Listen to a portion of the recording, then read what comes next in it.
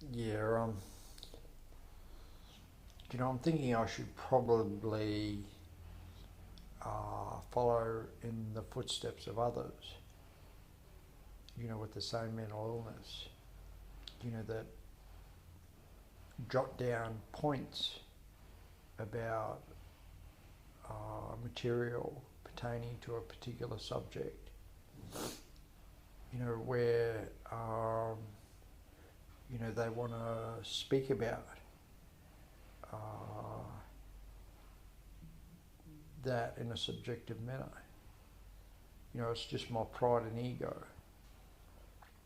um, that doesn't want to accept, that I have cognitive impairment due to drug and alcohol abuse, um, my medication, PTSD, and things along those lines.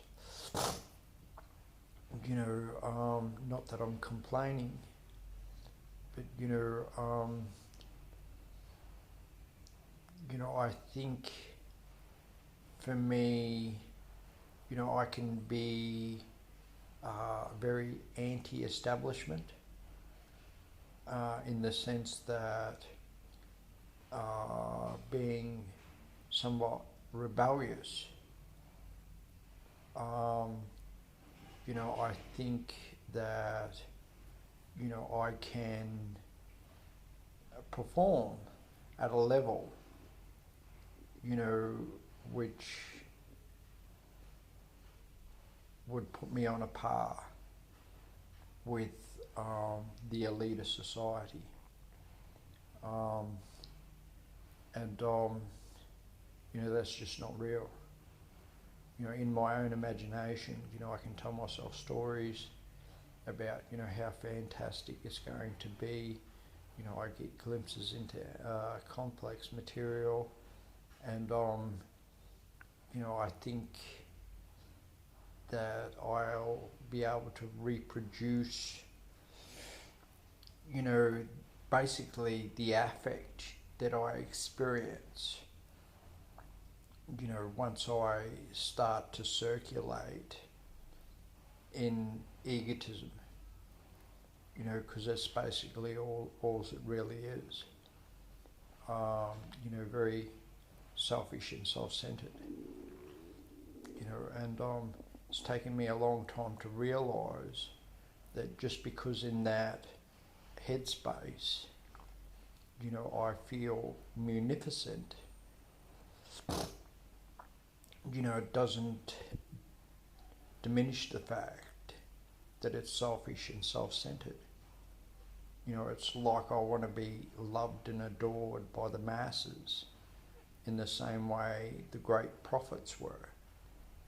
Um, if I could generate that kind of celebration, then people would understand that my ideals are superb, if not supreme, and that others should subscribe to them as well.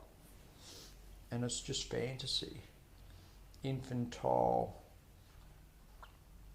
I think the term schizoid fantasy, where I isolate myself, I withdraw into fantasy, and I contrive, all this marvelous, um, all these marvelous scenarios in my head, where I'll be the toast of the town, so to speak.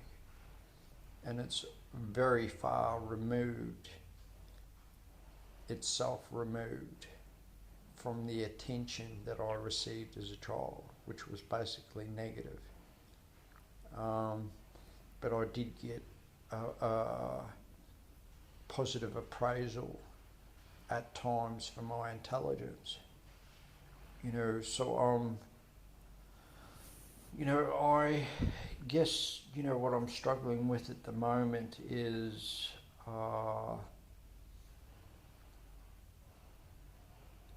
how do I talk about my issues in regards to and I think that's something that I have to learn, that whilst I don't have a formal diagnosis of complex post-traumatic stress disorder, it is and does have a comorbid effect on my life. Primarily I wanted to make this channel about, schizoaffective disorder, because I feel as though that is my primary concern at the moment. But, it's all over, it all overlaps one another. So, I don't know the specifics, I don't have the qualifications to give myself a formal diagnosis. It's just what I sense and feel. And that's something that I've had to learn about myself, that I'm kinesthetic and visual. I sense and feel my way through things, as opposed to, someone who's auditory, and can grasp concepts, intuitively, whereas I seem to have to, make a movie of it in my own head in order to gauge and ascertain, how specific details could arise and in what situations they'd play out. So that in itself is, I wouldn't say it's a disability, because it has positives and negatives to it, but it is a barrier against high performance, so to speak. So this very self-seeking part of me that wants to be at the lectern, so to speak, that's not my role in life. That kind of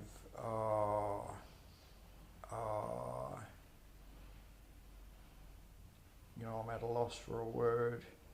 That kind of performance is better suited to auditory learners, even though people do encourage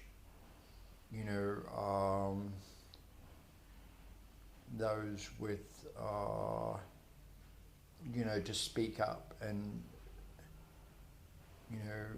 be a role model for those that have similar traits. I guess it's just my ego that wants a 10 out of a 10, in everything that I do, and can't stand the fact that, it's imperfect. And,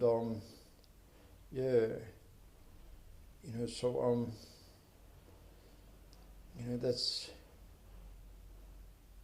just a little about me and where I'm at. My confidence is growing in regards to this, even though I've only had a couple of views. And I think it's, it has a lot to do with the way I present myself. I'm not seated, I'm laid back. I guess I take that to the extreme as well, but it's part of my schizo spectrum,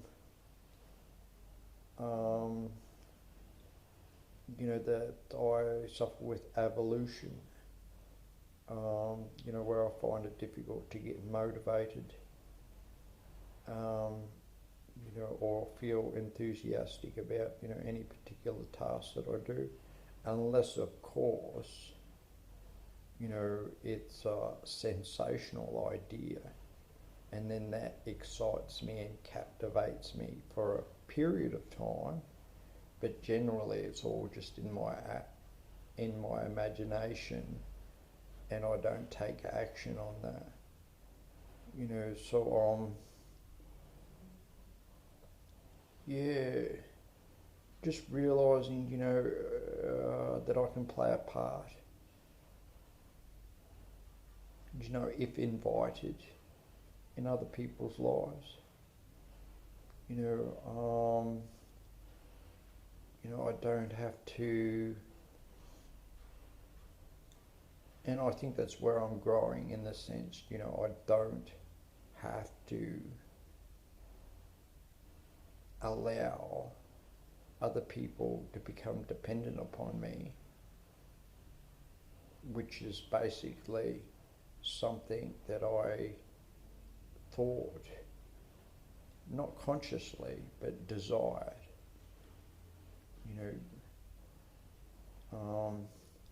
But this is off on another tangent. Sometimes I just ad lib, and so I'm not going to be brilliant by any stretch of the imagination. I'm just an average individual, that suffers with a mental illness. I wouldn't say suffer. The more I become aware of the liabilities of my symptoms, the more permission I give myself to be, as opposed to, my ideal self, which, I tortured myself for flaming years, because I thought that particular ideal would win me the eternal love of not only my family, but, of, fucking God, basically. So I'm not a religious person, but, I have learnt from, some of its teachings, especially in regards to self-exaltation and self-glorification. And I learnt a new one the other day: self-idolatry, extravagant admiration, or extravagant admiration or devotion to oneself. So I've got to keep those sorts of things in perspective, because most youth experience it to some degree,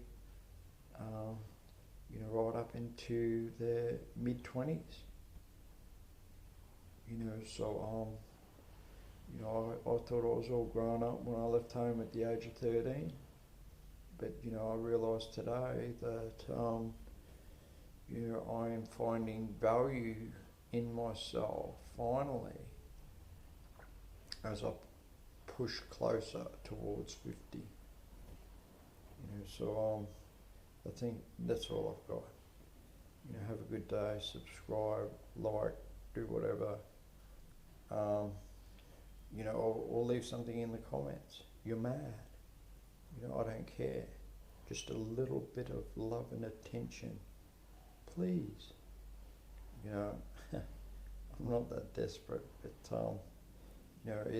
this does get me out of my comfort zone. So I'll leave it at that. Thank you. Ciao for now.